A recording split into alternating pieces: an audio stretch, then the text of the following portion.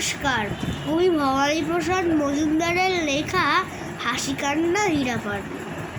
পড়ার সময় হঠাৎ খোকা বইটা বুকে ধরে হা হা হো হো হি হি করে উঠলো হেসেই জোরে।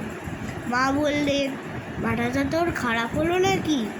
সাত সকালেই বোকার মতন হাসার কারণটা কি? বললে, খোকা মোটেই বোকা নই গো আমি, মা গো। কারণটা না বুঝেই মিছে আমার ওপর রাখো। এই দেখো কি বইতে লেখা, কাজের ফাঁকে ফাঁকে প্রাণ ভরে রোজ হাসলে যদি স্বাস্থ্য ভালো থাকে। পাশের ঘরের হঠাৎ কুকুর দু চার পাতা পড়ে ভেউ ভেউ ভেউ ভেউ ভেউ ভেউ উঠলো কেঁদেই জোরে। মা বললেন, হায় হায় হায়, তোর কি হলো আবার?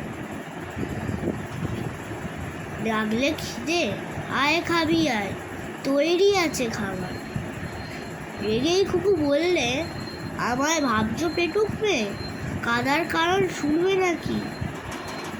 এই দেখো চোখছে, এই লেখাটা পড়লে কারণ বুঝবে হাড়ে হাড়ে। প্রাণ ভরে রোজ কাঁদে, চোখের দৃষ্টি শক্তি বাড়ে।